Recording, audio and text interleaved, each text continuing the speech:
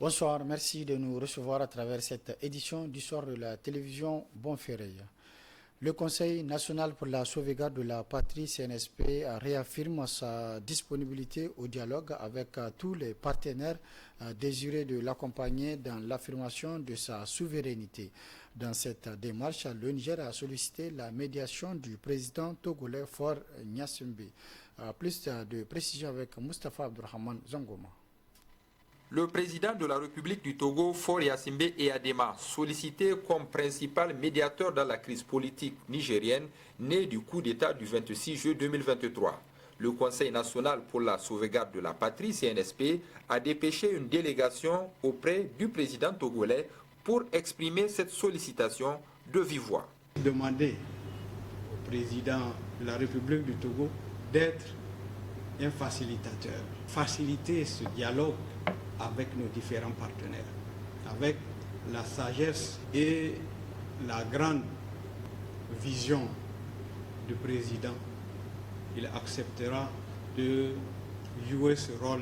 Pays frère et ami du Niger, le Togo a été parmi les premiers États à se désolidariser des positions va-t-en-guerre et belliqueuses de certains pays membres de la CEDEAO. À la tribune des Nations Unies, où la parole a été empêchée au Niger, le Togo a été un des porte-voix de la République du Niger. Jamais le Togo a servi de base arrière pour une quelconque agression contre un pays frère. Lomé a également organisé un forum qui a permis de rapprocher les organisations internationales et sous-régionales des pays africains en phase de transition. Cet engagement diplomatique du Togo dans la résolution pacifique des conflits politiques en Afrique a amené les autorités du Conseil national pour la sauvegarde de la patrie CNSP à prendre le pays comme garant dans le processus de désengagement des troupes françaises au Niger, dont une grande partie a déjà quitté le territoire national. Cette demande de médiation du Togo dans les discussions entre la CEDEAO et le Niger intervient dans un cadre où l'Union africaine, à travers son Conseil paix et sécurité, a demandé à la Commission la nomination rapide d'un représentant de haut niveau pour le Niger et l'organisation d'une mission de terrain au Niger pour s'enquérir des plans des autorités de transition en vue d'un retour à l'ordre constitutionnel au Niger. Le Niger exportera bientôt du pétrole brut vers le Bénin via le pipeline. Ceci est le fruit d'un accord bilatéral entre deux pays signé depuis 2019. Le document de 14 pages qui constitue cet accord nous est lu ici par Balima Bourema. C'est un document de 14 pages dénommé Accord bilatéral entre la République du Niger et la République du Bénin relatif à la construction et à l'exploitation d'un système de transport des hydrocarbures par pipeline qui définit les termes contractuels du transport du brut du site du bloc d'Agadem au port de Sémé en République du Bénin. L'objet de cet accord est de fixer les conditions générales qui ont présidé à la construction et à l'exploitation du système de transport sur les territoires respectifs du Niger et du Bénin. Ce document a été paraphé à Niamey le 23 janvier 2019 par l'ancien ministre du pétrole du Niger, Foumakoy Gado, et l'ancien ministre béninois de l'eau et des mines, Samou Seydou Adamou. Ainsi, pour le droit de transit, selon l'accord, le Bénin préçoit sur chaque baril 0,5 $ les 10 premières années et une augmentation est prévue pour les autres années. Chapitre 10. Droit de transit. Article 20. 20.1. En considération des droits et autorisations accordées au système de transport, la perception des droits de transit sera effectuée par la recette des douanes en charge des hydrocarbures. Les parties conviennent que pour le pétrole brut transporté par le système de transport, le taux unitaire du droit de transit sera $0,5 par baril au cours des 10 premières années de la période d'exploitation. 22. Sous réserve des dispositions qui seront convenues dans l'AGH à compter de la 11e année d'exploitation, ce taux unitaire du droit de transit sera revalorisé de $0,25 chaque 5 ans sur le prix du baril transporté par les 20 années à suivre. Cette revalorisation interviendra sans toutefois mettre en péril le projet. Le plafond sera de 1,5 $ par baril. À ce stade, le Bénin va recevoir 45 000 $ avec 90 000 barils jour produits chaque jour, soit environ 27,6 millions de francs CFA chaque jour et 890,06 millions par mois. Selon toujours les clauses de cet accord, il est aussi prévu le raccordement d'autres blocs pétroliers comme celui de Ténéré ou de Bilma quand ils seront en exploitation. Il faut noter que 2 entreprises ont été créées. Il s'agit de WAPCO Niger et de WAPCO Bénin pour le transport des hydrocarbures. Autre aspect de cette édition, ces derniers jours, l'on assiste à la résurgence des conflits champêtres dans notre pays.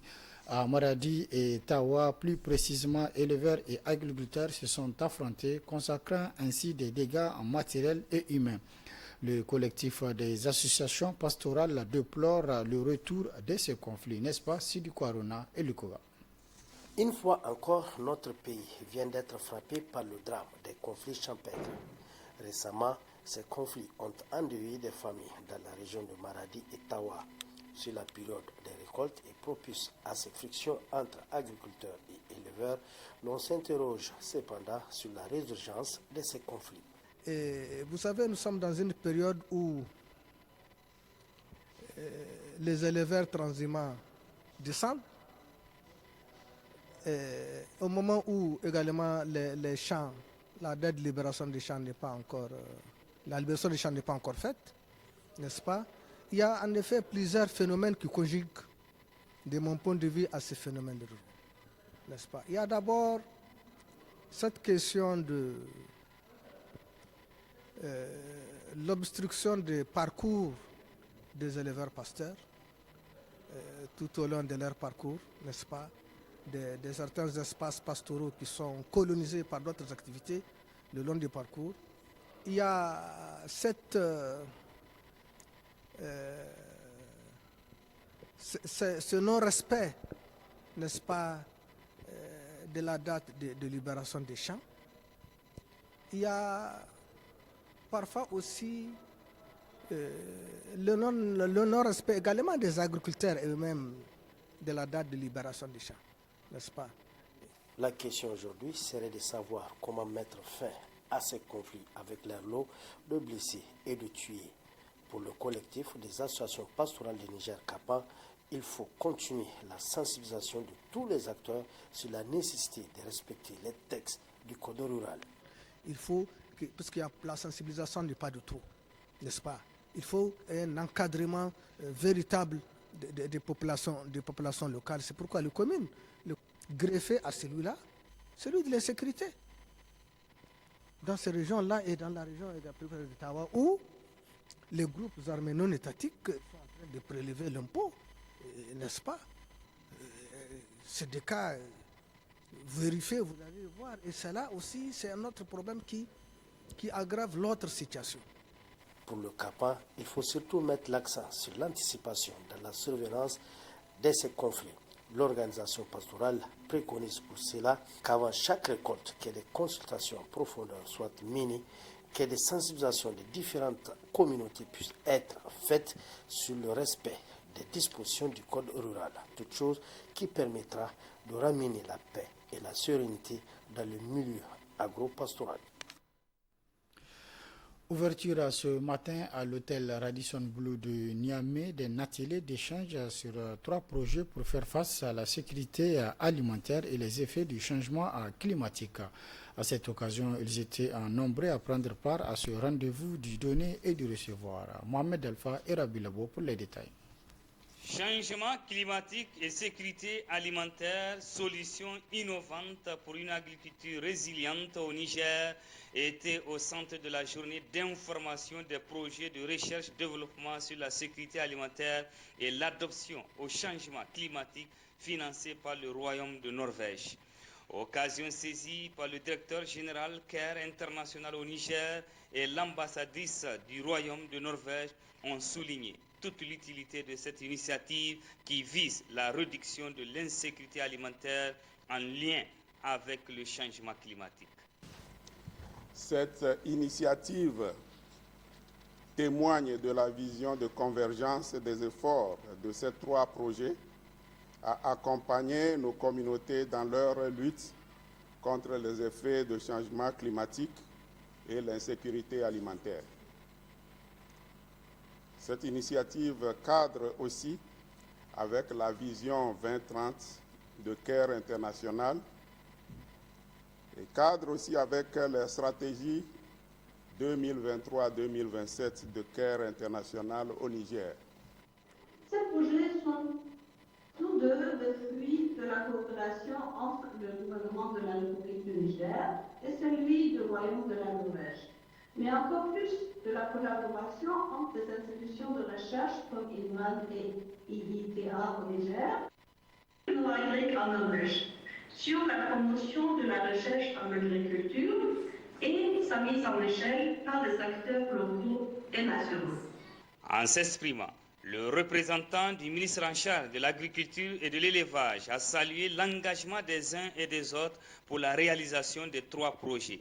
Il a exhorté les participants à faire des propositions et des recommandations pertinentes pour la durabilité des projets. L'objectif global de cette journée est de partager avec les acteurs les informations sur les solutions innovantes face à l'insécurité alimentaire et au changement climatique. Pour les 3 projets, le changement climatique est une donnée qu'il faudrait nécessairement prendre en compte pour résoudre le problème de la sécurité alimentaire et nutritionnelle au Niger. Plusieurs allocutions ont marqué cette rencontre. Multiples thématiques sont au menu, notamment le thème « Contribution des 3 projets dans l'amélioration de la sécurité alimentaire et nutritionnelle au Niger dans le contexte de changement climatique » avec d'éminents panélistes. L'éclat de cette cérémonie a été la visite guidée des stands d'exposition des produits locaux. L'espoir est fondé pour atteindre les objectifs fixés autour des 3 projets.